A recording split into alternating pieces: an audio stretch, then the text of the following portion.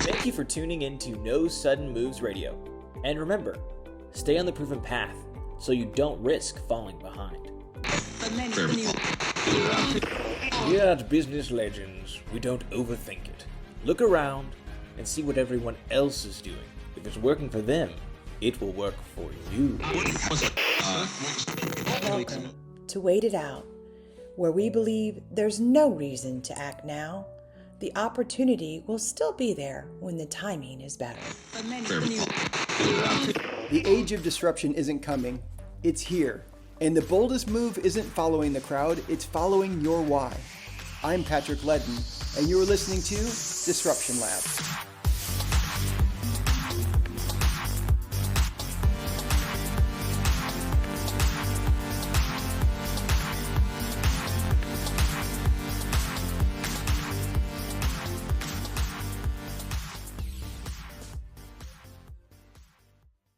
Welcome to Disruption Lab, where we explore what happens when people choose to see disruption not as a roadblock, but as an opportunity. My name is Patrick Ledden, and each week I sit down with people that we call positive disruptors, people who in the face of disruption, frankly, all of us are in the face of disruption, but people who in the face of disruption choose to use that disruption as an opportunity to move closer to their purpose, not further from it. Today, I'm joined by Imran Nuri.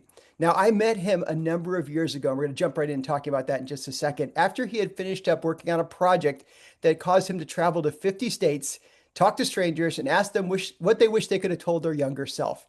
It's an amazing project. We're going to jump in right there, but then from there, we're going to dig deeper into what Imran's up to these days, and hopefully he's going to challenge you, because I know he's going to challenge me, to think about the similarities in all of us and how when we look at those, it can truly disrupt how we see ourselves and see the world. Imran, welcome to the podcast.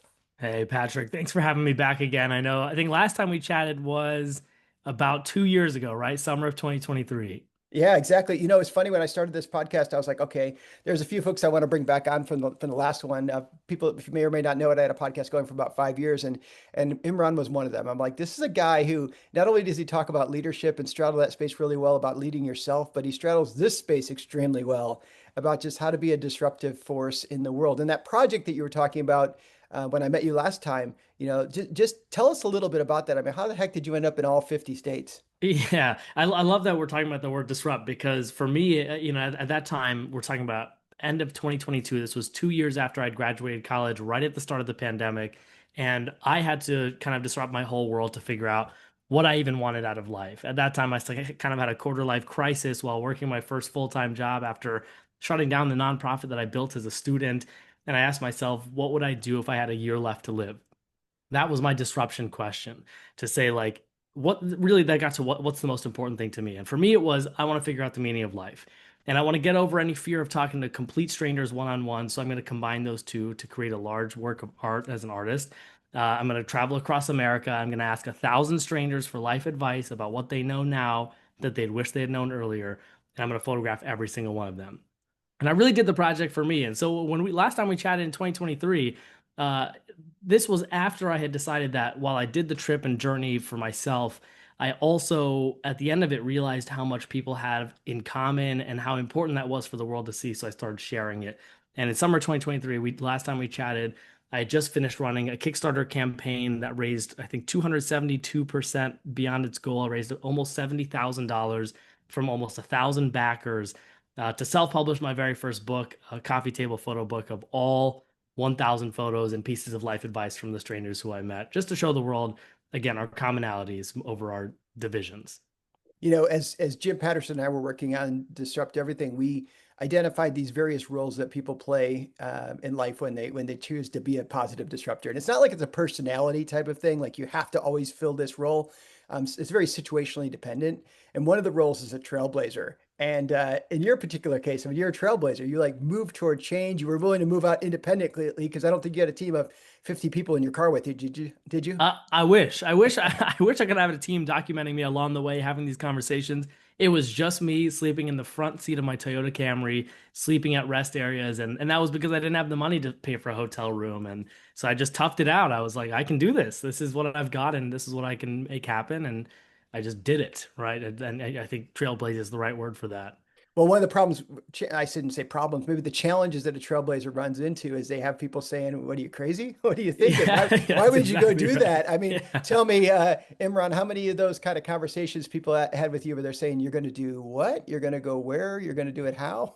Oh yeah, I think the most common question when I started telling people, "Hey, I think I'm going to quit my job, take out a personal loan, and travel across America to ask 1,000 strangers for life advice," the first question most people asked was, "Hey, are you all right?" And I was like, "I'm doing great. I think I'm feeling like I'm moving in the correct direction for the first time in a while. College had so many." Maybe boxes is the right word. You go into a box and you explore the box, and you can go into other boxes and you can box yourself into these identities, and then it's all structured. And then you graduate, and then everybody's doing whatever they want, or really not whatever they want, but they go in different directions. Nobody's telling you what to do anymore. So when I decided to do this and started telling people, and they're not only were they like, "Are you crazy?" And when I explained it, they're like, "Oh, I get it. You're onto something." It's funny. I do think you're totally onto something. So take us out there. You're in the Camry, right? You roll into, XYZ city. How's it unfold? Yeah, so I started in my hometown of Columbus, Ohio, and decided to go clockwise as you can possibly get with the shape of America.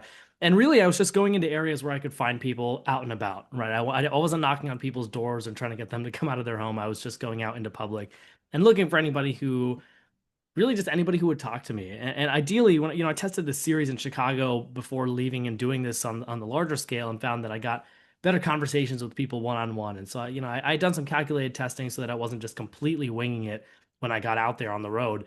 And so I looked for people who were alone, and I would at a distance I'd say, "Excuse me, can I ask you a question?" And I give them my spiel. I'm traveling across America. I'm talking to 1,000 strangers. I'm asking them for life advice. And if you've got 2 minutes, I'd love to ask you a big life question. For the visual, by the way, I'm carrying in my right hand a twin lens camera. It looks like it's 100 years old and it's only 50. And I'm wearing yellow Crocs as a way to get people to be a little more comfortable with me. Of like, a guy in yellow Crocs cannot harm you. That's my belief. And so, they're talking to this guy, this random guy approaching them, and about 80% of people said, "Sure, yeah, let's chat, let's talk about life." And so I'd ask them my big life question: What do you know now that you wish you knew earlier? So I would imagine that you saw some similarities in what some people said. They may have had some themes, and there's other ones that kind of came across in really unique, or their advice kind of stuck with you. So if you don't mind, just kind of rattle off a few of them. Yeah, I'd love to What did people share. say? What were the stories? How they reacted to Yellow Crocs? Oh Just kind of yeah. take us into some of these towns. The yellow Crocs, I gotta say, even to this day, I make a lot of new friends just from wearing yellow Crocs. In the elevator of my building, people, if someone else is wearing Crocs, that we're gonna make a comment about it and become fast friends. So I'm Please, not please, sponsored, but please I tell me. should Yeah, I be. was gonna say, please tell me Crocs. They're not Yeah, sponsoring you. not yet. Yeah, maybe one day. Maybe one day. Well, take 1,000 pictures of those. We'll talk about that. Yeah, that'll get their attention. Exactly. But yeah, people talked about so many common themes, and there was like a yin and yang to everything. So many people talked about love, and that's probably no surprise. But people talked about falling in love and building a healthy relationship and how they effectively did that. And for example, the one that sticks out to me the most, I think it was a couple who I met in, I I think it was Idaho, but maybe it was not. Anyway, I took a picture of everybody individually, but for this one, I had to take a picture as them of them as a pair, because her advice was, when you go on spring break in 1986, don't be afraid to bring home a souvenir, and she points to her husband. And so, some people had these positive stories, and other people had talked about love in the sense of, don't get rushed into marriage, don't get married at all, don't have a kid, don't stick around when you feel it in your gut that the person you're with is wrong. And so you got both sides of the spectrums of love. And I heard that all over the country. People talked about money, and money is obviously like not a surprising one either. Most people said spend or save more money, but a handful also said, like, don't save it all. You should money when you earn money, you should spend it. That's what our system, like, that's the point of the system. You make money, you spend it, you enjoy life and experience it. But for the ones who said, "I wish I had more money," I always followed up with, "Why? Well, what would you do with more money if you had it right now?" And to my surprise, most people didn't say, "I'd buy a nicer car or a bigger house or this or that, luxury items." They mostly said, I would just feel a little more secure. I wouldn't be so worried about a health emergency ruining my life or a plumbing error in the house, bankrupting me. I would just be more comfortable. Most of my life would stay the same otherwise, which was very eye-opening to me. And in a nutshell, a few other things people talked about was being yourself. That was a huge, huge theme. And I heard that from people as young as 18 and as old as 80 and finding their way through that. But there were so many themes, and again, I heard the same things in variations over and over and over again, regardless of demographic factor. Did you hear any of the regret stories? Oh yeah, regret was I think in the nature of my question being what do you know now that you wish you knew earlier? Or what do you wish you could tell your younger self if you could go and have a conversation with your younger self? Just the nature of that question is regret. And so I would say probably 99% of the strangers I talked to had some element of regret. Like, oh, I wish I would have quit drinking earlier. I wish I would have not married this person. I wish I would have saved more. I wish, I wish, I wish. And that's the nature of the question. But there were a handful, particularly one guy who I met in Oregon, who perfectly called it out. He said, if you commit to the idea that you can change something in the past, then you're also committing to the idea that at some point you went wrong. And he's like, that might not be true because how do you know that changing something in the past won't affect where you are right now? And so for him, he was like, I'm here on a beach, my toes are in the sand, the sun is setting, it feels great outside. How do I know that if I went back in time and changed something, if I saved more or dated somebody else or this or that, how do I know I wouldn't be here right now having this pleasant evening? And so he was like, I don't regret anything because I'm here and I've made it, I'm alive, I'm well. And how do I know that wouldn't be the case if I changed something? So mostly Yeah. regrets, but every once in a while someone was very enlightened in that way, which was really Yeah, nice that's to that's see. really interesting, right? Because Yeah. if I made different decisions, well, maybe I'd be sitting 3 feet over, but still on the beach, or maybe I would be somewhere completely different. That would be Yeah. unfulfilling to me. It's funny. The project that I'm just getting ready to launch the book soon. It started off when James Patterson joined one of my classes at Vanderbilt about leading through crisis, and after he came on screen with the students because he was on Zoom, he started off with saying, "Hi, I'm Stephen King," which is funny because he's not Stephen Yeah. King. Yeah. But then he said, "I want to ask you a serious question. Are you living a good life?" Ooh. Or are you kind of caught on that treadmill, or living out a life somebody else has Yeah. lined up for you? And he said, "Because I have worked really hard to try to live a good life, and I hope that you do too." And then he went through what his good life was and how he got there, and it was like one disruption after another. And it was to me, I guess there were some parallels between what I was working on after that question was asked and what you worked on, which was trying to understand, like, how do people define their good life and how do they go out and live it, and what did they learn along the way.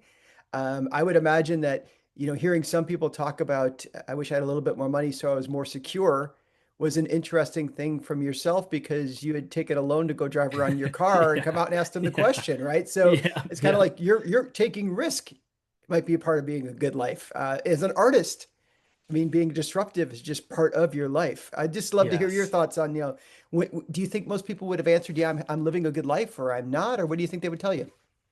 So I love this question. Do I think that people overall felt like they were living a good life? The answer is undoubtedly yes. Even for the people who were struggling with this or that, struggling with their health, money, relationships, you could see that there was still some sense of gratitude, especially as they were talking to me, a stranger, where there was really no judgment and there was no context, so they could share their honest, true feelings with me without feeling like anybody's gonna have a rebuttal to what they say or challenge their truth for themselves. And so at the end of it, most conversations ended with some form of, but I'm here. And oh, but I found a way, or maybe things will get better. And there's like some kind of hopefulness or gratitude that most people, in my opinion, had. Um, and so, people find a way, and there's a survivorship bias to that because, of course, everybody I talk to is there. Mhm. I don't get to talk to people who have already their journey has ended for whatever reason. So there's a survivorship bias to like, I've made it, things will be okay. You know what I mean? If you're only talking to people who are alive, then of course they're gonna say like, yeah, things are all right. I'm here now. Um, but you're right, like to that element of like, as an artist, I want to disrupt, right? Like that to me keeps life interesting. And I heard that from a lot of strangers as well, that like when things get stagnant or you don't like the life you're living, it's never too late to change that. In my eyes, there, and maybe this is a little bit of a tangent, but there are builders and then there are like doers. And I'm kind of more on the first end where I love building things, but I don't love maintaining them, which is not the way to go for everybody. But for me, knowing that, I'm like, I have to constantly disrupt or start something new, or else I get bored. And maybe that's the world we're living in with just so much access to information technology and all of that. But it is fun to keep disrupting and keep changing and keep trying new identities. Maybe it feels good for a long time, maybe it doesn't feel good at all, but um, it's never too late to change, I think. Yeah, that's so interesting. I remember last time we talked, and I'm not going to ask you like, let me put a quarter and you tell me the story, but tell me the story anyway, because we talked a little bit about the tattoo story. Would you Yeah. share a little about that? Because that was kind of a disruptive moment for you, wasn't it? It was. Yeah. I've always been an artist. And despite being an artist, I've never had that urge to get a tattoo. I dated somebody in college who had a bunch of tattoos and wanted to get more. And I was always like, I love that for you. I don't know. I personally, for some reason, don't want a tattoo. So on this journey, while I'm traveling across America, about halfway through, I'm in Colorado Springs. Earlier in the day, I had gotten stuck on the highway for 2 hours because an RV trailer tipped over, blocked the highway, and met some strangers there. But it really delayed the amount of time that I would have in um, in Colorado Springs. So I decided to just go up there for an hour. And while I'm there, I talked to a stranger who says, "Whoa, you're the second guy today to tell me that you're going around America talking to strangers." And I was like, "What are you talking about?" And they say, "Well, there's this other guy who's covered in tattoos, who's here right now somewhere. I met him 2 hours ago, who is going around America getting matching tattoos with complete strangers because he has stage 4 cancer." And I was like, "Oh my, if I hadn't gotten stuck on that highway for 2 hours, maybe I would have met this guy. It sucks that I didn't meet him." So anyway, I go along, I get to the end of my hour. I'm walking out of a gift shop and I hear a guy from behind me in the gift shop say, "Hey, are you doing a documentary?" Because he had just seen me talking to another stranger. And I turn around and there he is, this guy named Don Caskey. He had hundreds of small tattoos all over his arms and legs. He's wearing shorts and a t-shirt. He's a tall white guy with a big, strong beard.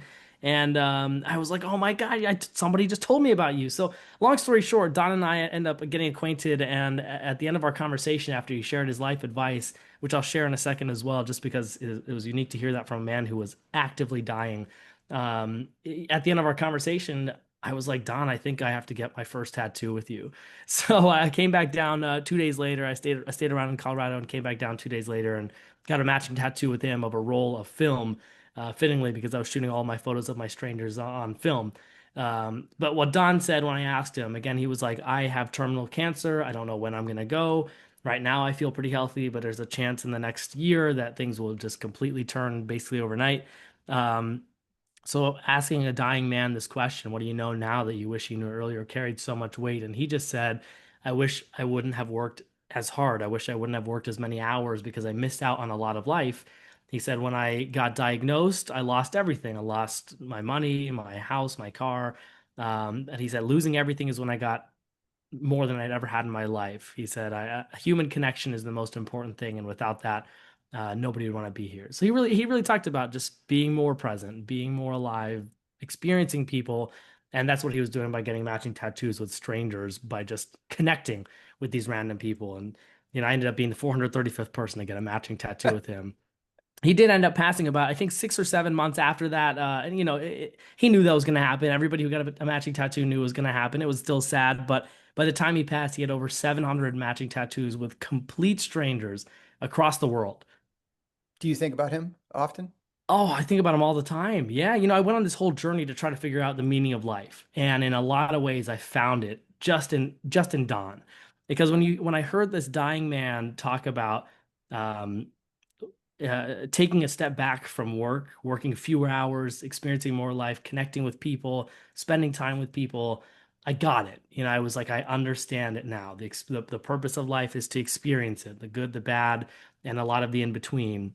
And the purpose of life is to connect, is to experience people, the world, everything around you. It's not just to work. Work is obviously going to be a part of it, and it doesn't have to be all of it, especially if it's not bringing you a lot of joy or not bringing you a lot of meaningful connections. Yeah, it's so interesting. I'd love to hear your thoughts on this. So our thesis in the book that Patterson and I wrote was that in order to live a good life, you have to define that good life for you. And it's just unique to you. Everyone has their own version of whatever the answer Yeah. to that question is.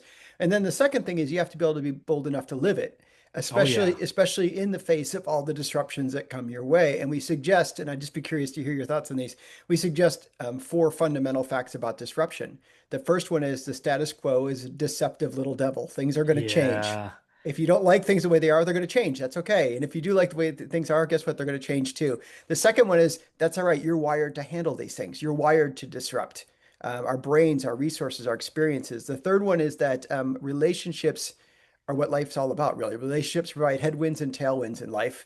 And the Yep. fourth one is your time here is finite. Make it count in ways that matter. When you hear those four things, I mean, how did those like land pretty solid with you? Man, that is 100% like that is perfect. You guys captured it like I could not put it more succinctly than those four things. That's exactly it. It's just a finite amount of time. You said you can humans are designed to change. Um, the status quo is meant to be changed as well. Sorry, what was the third one again? And the last one was about relationships. They Yeah, provide relationships. Boom. they can lift you up or hold you back. Perfect. Yes, because I don't know if this is a quote attributed to anybody in particular, but I've been seeing it on social media a lot the last few years, which is the price of your new life is your old one. So change is going to happen. You might have to create new relationships, people who build you up rather than tear you down or keep you where you are. And yeah, humans are adaptable. Like I had never lived in a car before. Like, I've been privileged enough to never have had a situation like that. It was a choice to go live in it, and I just told myself the entire time leading up to it that I'll figure it out. If I sleep in the back seat, I'll figure it out. If I sleep in the front seat, I'll figure it out. If I have to go get a tent and pitch it every night at a park, that's what I'll do. I'll figure it out. Like humans have experienced, at least to me, I know it's motivating, but it's also sad. But I think about like humans have experienced so much worse than anything that any of us have imagined, and I think that's true of just about anybody on the planet. That there will always have been someone who has experienced something even more challenging than the most challenging thing you've ever experienced, which to me is saying that I can handle hard things. So yeah, spot on all four of those things. After talking to these thousand strangers, I think the theme would 100% back up all four of those ideas. So you keep disrupting yourself, right? I mean, that's just Yeah. part of the life that you live. Tell me a little bit about the project you're doing these days, how it was informed by your last one and where it's taking you now. That's right. So yeah, after finishing that series of talking to a thousand strangers, I just again I felt compelled to share with the world this idea that people's similarities vastly outweigh their differences.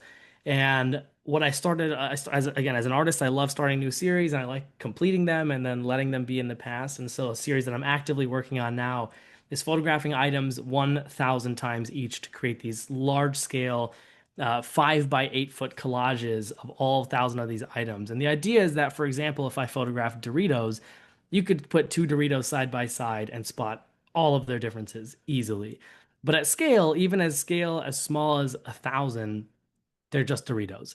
And the curly ones don't stand out as much at scale as they might next to a perfectly triangular Dorito. And I think people are the same way. And it might sound oversimplified, but you put two people side by side and maybe you let them talk and you'll spot all the differences, their language, their accent, their looks, their clothing, everything. You could spot their differences. But at scale, people are largely the same. And so this is the idea that I'm trying to represent through my collages, my collage series now is just kind of creating mirrors of humanity represented through objects. So it's been really awesome. As I've been posting them on Instagram and TikTok over the last year, they've gotten over 250 million views, which is just like an That's incredible. unfathomable number to me. But I've been really lucky to be able to mix that kind of that passion for my artwork in this series with success on social media and getting a lot of eyes and seeing people click. Like I love seeing the comments that are like, "Oh, I get it," and that's beautiful. I'd love to hear about a few of these objects as far as, and I can see them in the wall behind you, but Yeah. which one would you say is like this was the most, challenging one to get the photo of? It was it Doritos because they all dropped the cheese all over the place. I mean, what do you look forward to taking next? What are you thinking about as your next items? Yeah, well, I gotta say the Doritos weren't so challenging, but they were delicious. I think I ate an entire family-sized bag by myself, and then I got sick. And the most challenging one probably was Well, the most challenging one is upcoming, and that's going to be oysters. So I got a restaurant called the Vig here in Old Town in Chicago to agree to order 1,000 oysters for me, and we're going to have an oyster night. We're going to be blasting it out and having a lot of people show up. I'm sure by the time this is up, that event will be over. But you'll see I mean, that is a challenge because every single oyster has to be shucked. They also have to be placed on a little thing that keeps it flat, and then they have to also go out and be served to the customer. But I have done like coffee beans were surprisingly challenging because they spin around on the surface, and shrimp, I did 1,000 shrimp. That one was not as challenging as it was like just funny because I had to go to two different locations that sold shrimp and buy them out at both places to get 1,000 medium shrimp. So they enjoyed that, and my friends definitely enjoyed eating those as well. But yeah, I've got oysters coming up. I've got 1,000 books coming up. 1,000 used golf balls. A company in Milwaukee agreed to that one as well. And I've got 1,000 other small items like Smarties and Chex Mix and Tootsie Rolls, things like that. But you'd be surprised at how much variation these items have. Do you see this having a physical space they'll be in down the road as a collection? You see it in a book? Do you see it mostly online, like you said earlier? I mean, quarter of billions, no small number. So you obviously get a lot of Yeah. eyeballs. Where do you see yourself going with it as far as the medium to share it? Absolutely. I think the biggest goal is that I want people to see it in person and experience that impact. These collages that have all 1,000 items end up being 8 feet wide and 5 feet tall, which is just large enough that when you're standing in front of it and you see 1,000 gummy bears in front of you and know a little bit of the story of why I'm creating this, I think it has that impact that I'm looking for. The impact of like, oh, I get it. Like at scale, they're just gummy bears. At scale, we're largely the same. Even if they have lots and lots of differences side by side. So that's the end goal is to be able to exhibit this work. And I've thought about putting them into books, doing like super limited edition runs of, let's say, just 10 books of 1,000 shrimp each, things like that. Hmm. But ultimately, it's not necessarily about as an artist and as a person, I have to make money to survive. But for me, it's more about the message than it is about the money. So whatever that road takes me down, I'm willing to let that, willing to let the universe disrupt my plans and embrace it. Well, oftentimes in line of work you're in, for sure, you're trying to help disrupt how people see things, disrupt how people think That's about right. things. I can Yeah. imagine, if I was standing in a museum or some type of open space where there's a large enough place to have one of your pieces displayed, I could be standing in front of it. What would you want me to look at that and kind of walk away thinking? I know you said like that we're more similar than we are different. Is that ultimately the message you want me to walk away, or what would you hope I might do a little differently because I was touched by it? Yeah, I think it's interesting because I think with any art piece, the more you know about the background of the artist or the creation of the piece, the more it like makes sense. Not every piece has to have a specific meaning, but I think if you just encountered one of my pieces, let's say you were at a coffee shop and you saw the piece of all 1,000 coffee beans, I mean, it would be easy to just see it and be like, that's pretty cool. And that's visually appealing. I would hope that anybody who stands in front of it for long enough or reads a little bit of background about my thinking and talking to 1,000 strangers and why that led to this would like really at least reflect on or question their experiences with the people around them. When you think about the people around you and the experiences you have with them, obviously the negative ones stand out more than the other ones. But I would say that at least for me, and of course I'm living in a city where I pass by thousands of people every day. Uh, the like 99.9% of all of my interactions with another human being are either neutral or good. And maybe that's just the Midwest, but I don't think so because I traveled across America and had the same thing. Only a tiny, tiny, tiny handful of people gave me a negative experience. And so I would hope that somebody who walks away from seeing that piece would think about that. How many people have I passed by, and how many of those have been bad interactions? Is the world all bad, or is it just a pocket full of people? And I would hope that you leave with a little bit of optimism. I love that. Imran, as we talk on this podcast about disruption, it's not always explosive, right? Sometimes it can be quiet, it can be reflective, it can even be healing Yeah. and disrupt us in so many different ways. Oh yeah. I mean, like, I'll give you a quick example. When I've shared these pieces on social media of all 1,000 of these items, the ones that stand out the most are the ones that look different. And so I think even for that, it's like I think about somebody who is non-conforming in any one of their identities. Maybe they're born with some kind of defect or disability or or something, just anything that makes them feel self-conscious. I would hope that somebody like that, for example, would see a piece and see the joy in other people's eyes of finding the one that looks different and celebrating it, you know? So people can have different reactions to this, but you're right. Yeah, disruption is not always explosive. You said that perfectly. Sometimes it's just a quiet reflection, a surprise thought, something that you just reflect on for days or months or years, and then it changes your worldview just a little bit, just enough to be different. Well, hey, man, you are different in so many good ways. And I appreciate you joining us for the podcast today. I encourage everybody who's listening, go check out your book, Advice from America. I think it's more than just a book. It's a mirror. I have a copy of it myself. It's kind of a window and a reminder that everyone we pass has something worth hearing. And I encourage folks to check out your TikTok or other pages out there on social Yeah. because I think they'll like looking at a picture of, 1,000 gummy bears. I know I would. Yeah. It might send me with a craving right up to the grocery store, but nonetheless, I'd enjoy it. Exactly. So, Yeah. Imran, thanks so much for joining us today for an episode of the Disruption Lab, man, and I wish you all the best. Thanks so much, Patrick. Thanks for having me on here. And folks, thanks for joining us today. I hope that the conversation with Imran just makes you pause for a moment and just think about, what is your purpose in life? Where are you trying to go in life? What would you teach your past self if you had a chance to have that conversation? And also, when you walk into situations, are you looking for the differences or the similarities in people? And what might that be telling you about yourself and about the world around you? I'm Dr. Patrick Ledden. Thanks so much for joining me. Now go make it a great day.